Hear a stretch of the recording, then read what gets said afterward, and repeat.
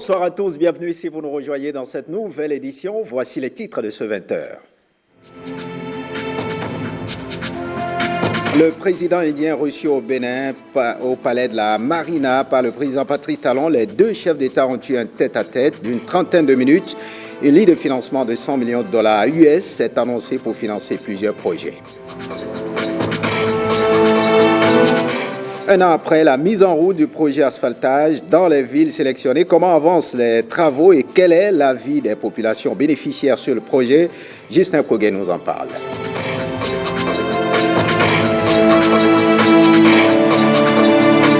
Intronisation du roi de Dahomey, coup de canon, panégyrique clanique, la cérémonie riche en son symbole de la ville des Hueguajavi. Le nouveau souverain exprime sa joie au regard de l'adhésion autour de son intronisation, assure dans cette édition.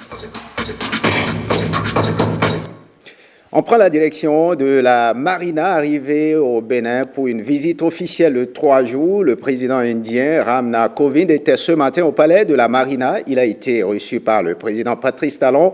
Avec tous les honneurs, les deux chefs d'État ont eu un tête-à-tête d'une trentaine de minutes. Le Bénin et l'Inde ont ensuite signé des accords de coopération.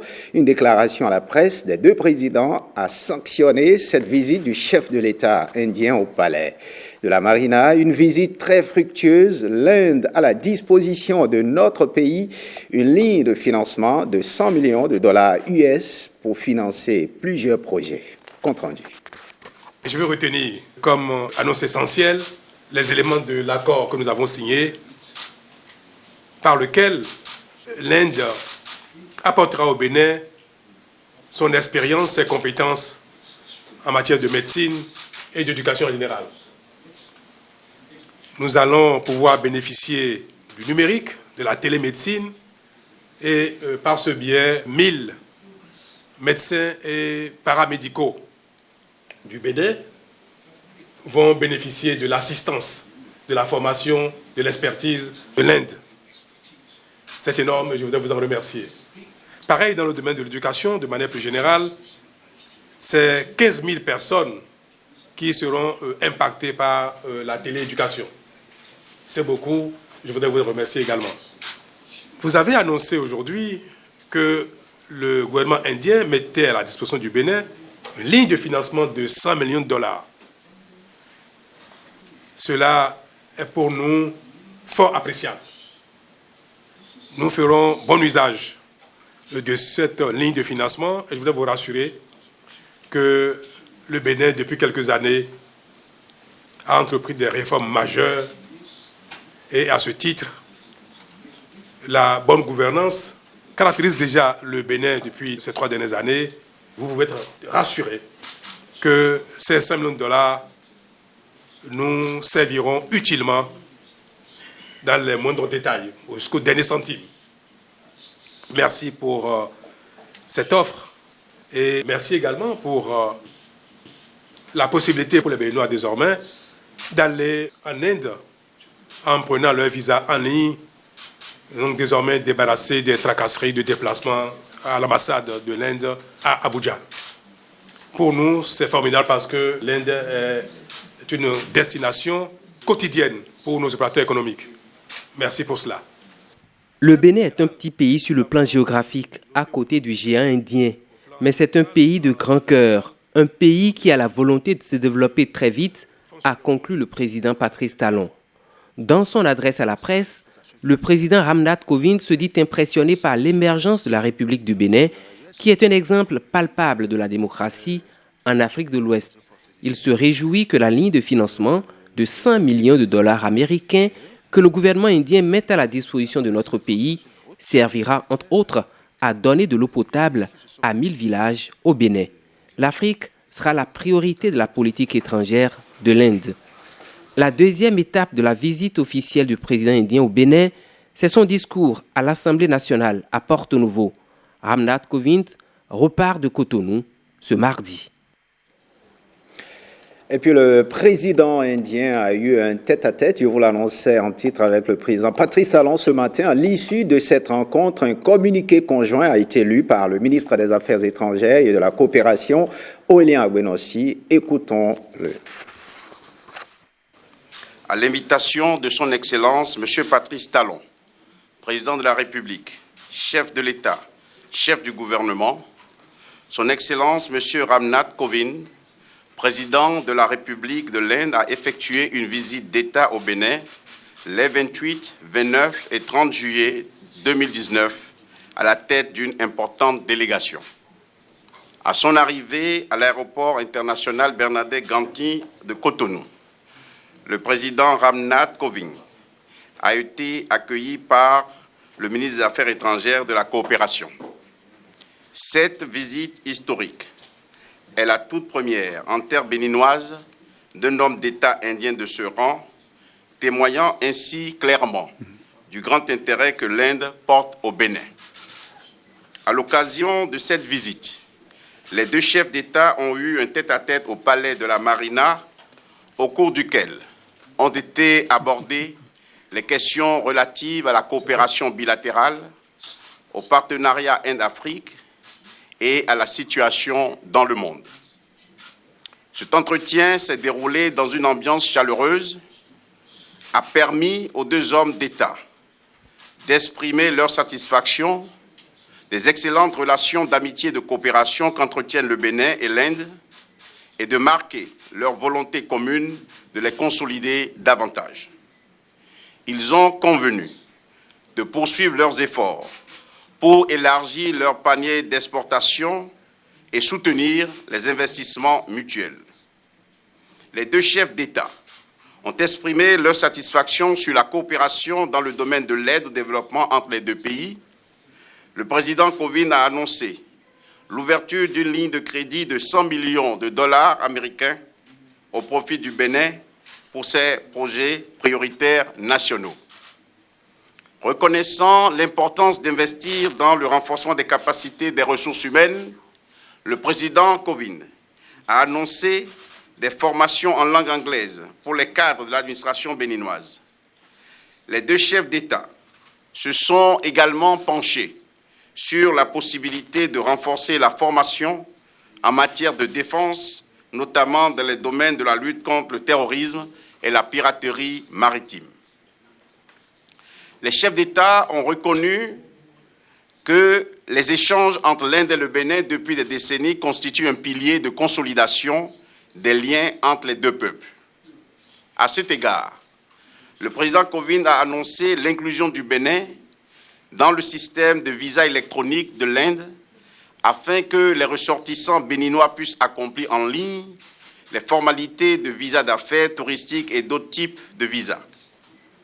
Les deux parties ont matérialisé le renforcement des bases juridiques de leur coopération par le renouvellement de certains accords bilatéraux venus à terme et la signature de nouveaux accords, à savoir l'accord portant sur le programme d'échange culturel mass-média de la jeunesse et sport entre le Bénin et l'Inde, l'accord sur la télémédecine et la télééducation, l'accord portant exemption mutuelle de l'obligation de visa pour les détenteurs de passeports diplomatiques, officiels et de service, et enfin l'accord portant sur la coopération dans le domaine des crédits à l'exportation et d'assurance investissement. Les présidents béninois et indiens, se fondant sur les bonnes relations d'amitié et de coopération liant le Bénin et l'Inde, se sont engagés à bâtir dans l'intérêt des deux pays un partenariat économique mutuellement bénéfique et à saisir à cet effet toutes les opportunités d'investissement et de coopération contenues dans le programme d'action du gouvernement béninois à travers l'implication des secteurs publics et privés des deux pays.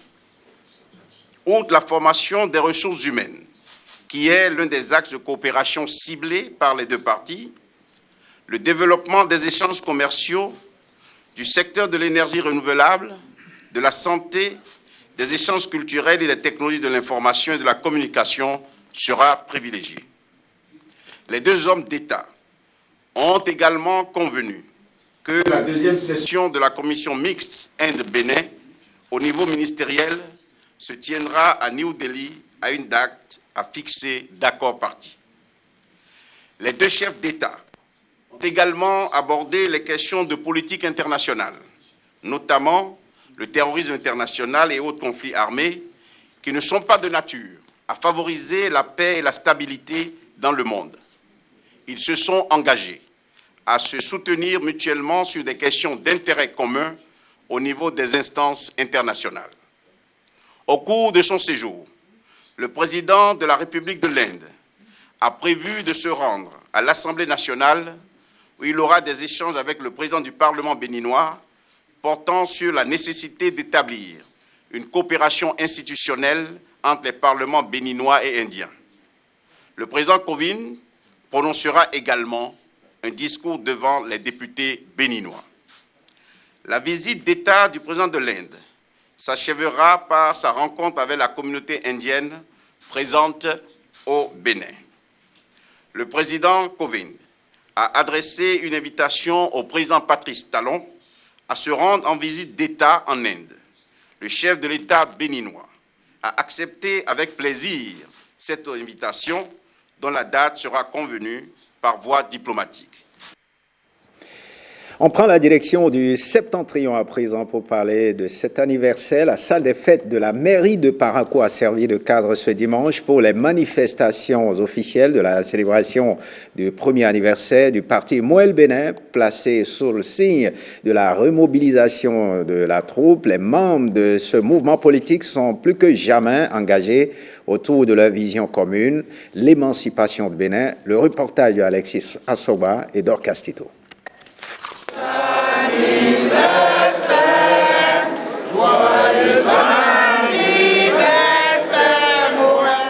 Ils sont venus de toutes les contrées du Bénin et même de la diaspora, ces militants, pour souhaiter longue vie au parti Mouel Bénin. Pour cette première bougie, ces élites sont plus que jamais engagées à faire du Bénin un pays émancipé.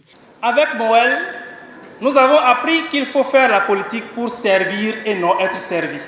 Avec vous, nous avons appris qu'il faut développer le patriotisme économique en produisant ce que nous consommons et en consommant ce que nous produisons. Une vision salutaire qui confère à Mouel Bénin toutes ses lettres de noblesse. Nous sommes un parti de la mouvance présidentielle. Nous soutenons les actions du président Patrice Talon. Nous soutenons le programme d'action du gouvernement qui est en cours. Et donc, nous apportons notre contribution. La plupart d'entre nous sommes des responsables au niveau de l'appareil de l'État. Et donc, nous sommes un parti de la majorité présidentielle. C'est l'enfant qui sait se laver les mains, qui arrive à se mettre à table avec les anciens. Mouel Bénin, ses dirigeants savent se laver les mains. C'est pourquoi, en 365 jours, nous avons pu nous attabler avec les anciens. Je voudrais simplement dire qu'on peut être pauvre et digne. Nous n'avons pas de l'argent à Mouel Bénin, mais nous sommes dignes. Le mouvement des élites engagées pour l'émancipation du Bénin entend également faire la promotion des femmes. Le bébé, nous allons le laver tous les jours, lui donner son lait et le lait maternel, l'habiller, le soigner, le grandir. Il devient adulte, il devient papa, il fait des années, mais qui doit faire ça? Toutes les femmes ici réunies, pour ne pas montrer tout le temps que nous les femmes, nous sommes toujours derrière. Autant d'objectifs qui font la force de Mouel Bénin pour relever avec succès les prochains défis. Et puis, dans le cadre de la célébration du premier anniversaire du parti Mouel Bénin, il est prévu donc une réunion d'information et d'échange qui a eu lieu à Parakou. Les membres du bureau politique du parti ont eu une séance de travail avec les représentants des coordinations du département du Borgou. Alexis Assoba et Dor Castito nous en disent plus.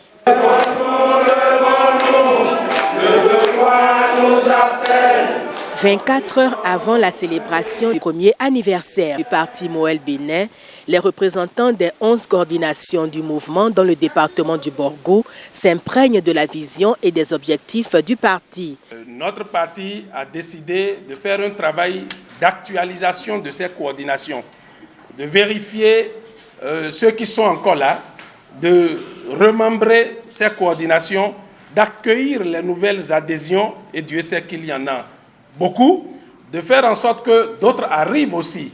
Et donc, nous avons travaillé depuis quelques mois à cette actualisation, et déjà les départements où les communes se sont mises à jour, où les coordinations se sont mises à jour, nous allons à leur rencontre pour continuer le travail de présence, le travail de structuration, le travail d'organisation et de fonctionnement régulier de notre parti politique. Quelqu'un a demandé l'objectif de Moël Bénin. La meilleure manière d'avoir du travail, c'est d'en créer pour les autres. Lorsque vous créez du travail pour les autres, vous allez en avoir. C'est pourquoi le Moël Bénin a pour philosophie, pour vision, ce que nous avons appelé le patriotisme économique, qui consiste à consommer ce que nous produisons et à produire ce que nous consommons. La promotion du genre au sein du parti est également un défi à relever. Nous aurons une organisation qui va sillonner dans tout le pays pour une formation judicieuse des femmes qui ont le désir de rentrer en politique. Moël Bénin, c'est son vrai challenge. Les femmes avant tout. Cap est ensuite mis sur le palais royal de Parakou. Jacques Ayadji et sa délégation sont allés prendre les bénédictions royales. Sa Majesté Akpaki Gobi Nissé, roi de Parakou, a dit une prière pour la pérennisation du parti à l'orée de son premier anniversaire. Un an déjà que le projet asphaltage est lancé dans les villes sélectionnées. Comment avancent les travaux et quel est l'avis des populations bénéficiaires sur le projet? L'élément que vous allez suivre apporte des réponses. Il est réalisé par Justin Poguet et Edmond Hongo. Je suis satisfait pour le projet. Le maire d'Abomey-Calavi, Georges Badar, a vu des chantiers s'ouvrir et évoluer normalement dans sa commune. Comme lui, le maire d'Abomey, de Boycon, de Natitengu, de Porto Novo, de Semepodji, de Lokossa, de Parakou et de Cotonou ont fait le même constat. L'asphaltage, il y a une réalité à Parakou. Ça a transformé la vie des populations. Donc, on n'a pas besoin de parler. Si quelqu'un doute de l'asphaltage, il n'a qu'à venir à Parakou. On est déjà très satisfait parce que tous les chantiers qui ont été énumérés sur le projet des 23 km sont déjà ouverts. Et nous avons atteint quand même des niveaux d'exécution qui sont réconfortants. 39% par endroit, je crois que c'est quelque chose de très bon. Et d'ici 2 ou 3 mois, Porto va changer de visage, ce qui est attendu depuis 60 ans. Nous sommes très heureux. Le titre de projet d'asphaltage, c'est Cotonou, la ville qui bénéficie d'une part importante de ce projet. Progressivement, les chantiers qui sont ouverts sont en train d'évoluer normalement et nous espérons que d'ici là, les chantiers vont être totalement livrés. Le 12e arrondissement est l'arrondissement qui bénéficie aussi d'une grosse part, parce que la plupart des rues, des anciennes rues, seront asphaltées au pavé. Et déjà à ce niveau-là, le niveau des travaux est très élevé. Vous êtes en train de voir l'asphaltage, mais au-delà de l'asphaltage, il y a beaucoup de travaux connexes, c'est-à-dire la verdure, les feux de signalisation, l'éclairage. Les gens attendent que les travaux soient à un niveau donné pour entamer également ces travaux connexes-là. À des endroits donnés, je pense qu'on va verdir un peu la ville, parce qu'à certains niveaux, il y aura l'aménagement des espaces verts. Au sortir de tous ces chantiers, je pense que Cotonou sera véritablement révélé à la sous-région et puis au monde. C'est vous dire qu'au sortir de ces travaux, Cotonou va changer en bien et sera embelli. Et ceux qui ont quitté la ville depuis un certain moment, quand ils vont revenir, ils ne vont pas, ils vont se perdre d'abord, ils vont dire mais en combien de temps il y a eu tant de changements? C'est-à-dire que nous plaçons beaucoup d'espérance, je n'ai pas dit espoir d'espérance dans l'achèvement de ces travaux pour que Cotonou retrouve la tranquillité et la mobilité urbaine. Le projet d'aménagement urbain, communément appelé projet asphaltage, aménagera et réhabilitera 646 km de voiries primaires, secondaires et tertiaires, éclairage public et feux tricolores à la clé. 900 milliards de francs CFA déboursés par le gouvernement. Un projet entré dans la phase active le 8 août 2018 pour assainir et moderniser les 9 villes concernées. Le développement passe par l'infrastructure aussi. Et donc nous avons compris qu'il faut que nos villes aient le minimum pour se développer convenablement. Et la route, la rue, l'assainissement est quelque chose de fondamental. Le projet asphaltage est beaucoup plus complet et il va avec l'éclairage public solaire, il va avec les aménagements d'espaces verts, il va avec les équipements de sécurité, tout ce qui est équipement de carrefour, feux tricolores, barrières de sécurité pour la traversée des carrefours et tout ça. Il va également avec le mobilier urbain, banquettes, poubelles. Donc c'est un aménagement complet de façade à façade. Et donc ce n'est pas seulement un projet d'infrastructure solide, durable. C'est également de l'esthétique urbaine qu'il s'agit. Nous voulons du beau. Et le chef de l'État insiste là-dessus. Pour qu'au-delà du durable, il y ait l'esthétique qui soit assurée. Pour qu'on voit qu'il y a d'autres façons de mettre en œuvre des infrastructures urbaines. Les dallettes ébréchées, les caniveaux un peu gondolés. Quand on marche dessus, on n'est pas à l'aise. Il faut qu'on ait du plaisir par rapport à ce que nous apportons. À marcher sur les trottoirs, à marcher sur les côtés. Et c'est ce que nous regardons de très près dans la préfabrication, dans la mise en œuvre, mais aussi sur les normes de sécurité, l'accès des populations à leur résidence, les passerelles qui doivent être mises en place, les filets de sécurité pour éviter qu'on ne déplore des pertes en vies humaines. Les populations bénéficiaires apprécient positivement le lancement d'un projet aussi important et sont impatientes de voir les travaux s'achever. C'est une bonne chose pour nous parce que ça va décanter la situation, parce qu'on souffre trop, les voies ne sont pas bonnes. Mais si l'asphaltage est venu, c'est bienvenu pour nous, quoi. On dit merci à Talon pour vraiment l'asphaltage, on lui dit merci. On souhaite que vraiment la voie finisse vite pour que vraiment nous puissions être vraiment en joie. La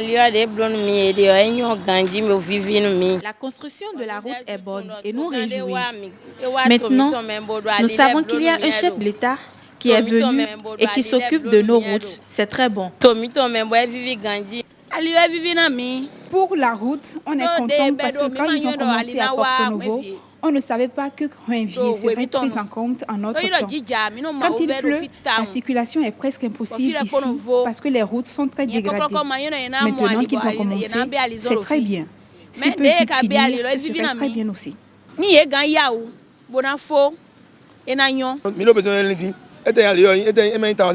On a besoin qu'on nous réfectionne cette route il y a très longtemps, même avant l'arrivée de Talon. Ce qu'il a fait pour nous, c'est Dieu qui va lui donner sa récompense. Il fait des efforts. Nous le remercions. Des travaux prévus pour durer 3 ans.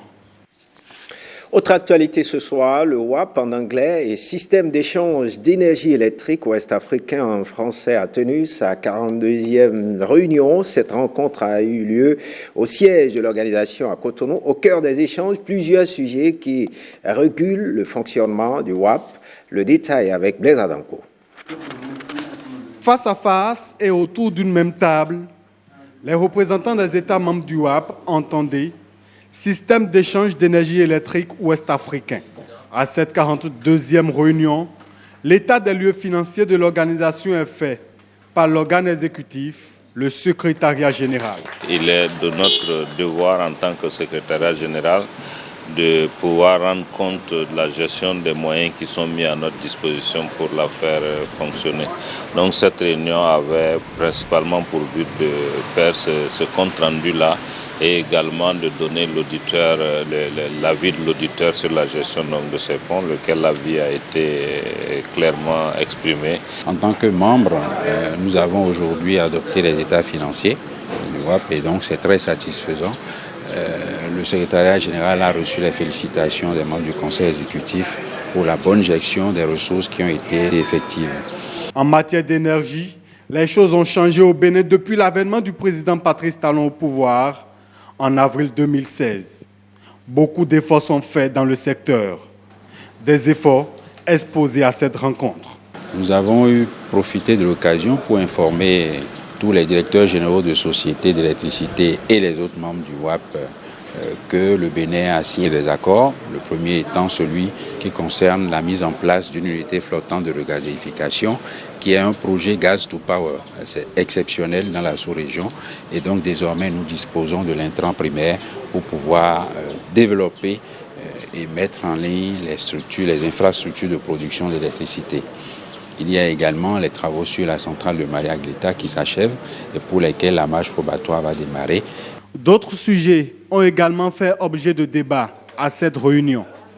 Il s'agit notamment du respect des cotisations des États membres et des amendements sur le règlement intérieur du WAP. Et on finit par cette intronisation annoncée depuis quelques jours. Le roi d'Abomey a été officiellement investi dans ses nouvelles fonctions. La cérémonie a eu lieu au Palais Royal en présence des membres du gouvernement et d'un parterre d'invités. Sena Libla.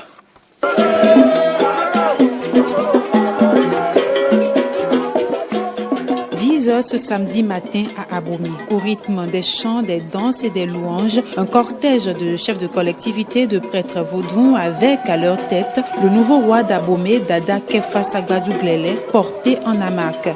Ensemble, ils ont pris des pas du palais royal d'Abomey pour le site devant abriter la cérémonie d'investiture. Un site bien aménagé pour la circonstance. Ici, c'est une marée humaine. Aucun des fils et filles de Dahomey n'a voulu se faire compter l'événement. Une fois le nouveau roi installé, c'est le moment des salutations coutumières. Les uns après les autres, on peut voir défiler des chefs de culte, un collège de rois et des représentants des autres confessions religieuses. Selon la tradition, le souverain, par son messager, a prononcé un message au peuple.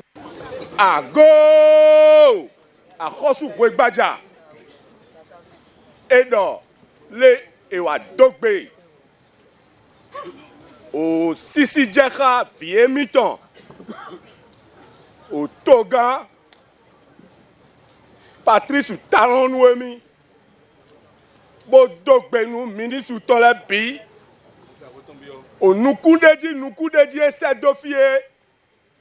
Sa Majesté adresse ses cordiales salutations au président Patrice Talon, à ses ministres, aux députés, à toutes les personnalités, à toutes les filles et tous les fils de Dahomey.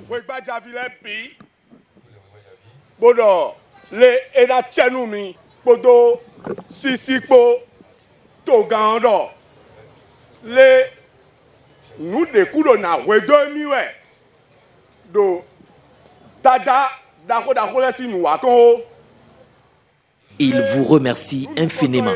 Le président a émis tout son souhait de réussite pour le trône de Gadagbe en vue de la consolidation de la paix.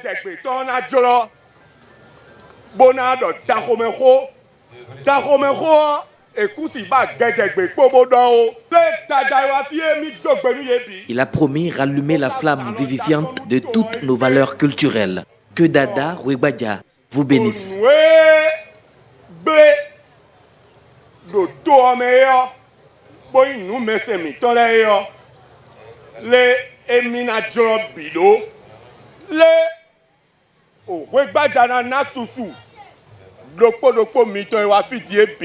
Une délégation de ministres de la République venue représenter le chef de l'État a répondu présente à cette cérémonie. Son Excellence, M. Patrice Athanase Guillaume Talon, a suivi de près du début jusqu'à ce jour toutes les étapes de la préparation de cette cérémonie. Et il a dit le programme d'action du gouvernement a comme épine dorsale la culture qui doit être révélée. Même les danses culturelles, on va les débarrasser de leur partie culturelle pour en faire une animation culturelle. Cette économie durable est intarissable. Et c'est pourquoi on ne peut pas assister à l'investiture d'un roi qui passe de façon anodine. Il a voulu que cette cérémonie soit gravée dans les mémoires des Abomey, dans les mémoires de la nation béninoise, et il en serait de même chaque fois qu'un nouveau roi sera investi partout dans le Bénin. Dada Kefa Sagbadjou Glele a été couronné roi de Dahomey suite au décès du roi Agoli Agbo le 2 juillet après 8 ans sur le trône. Fin de ce journal. Merci de l'avoir suivi. Retrouvez Awa Chérif à 23h30 pour l'édition du soir. Bonne suite des programmes sur le RTB. Passe en vous.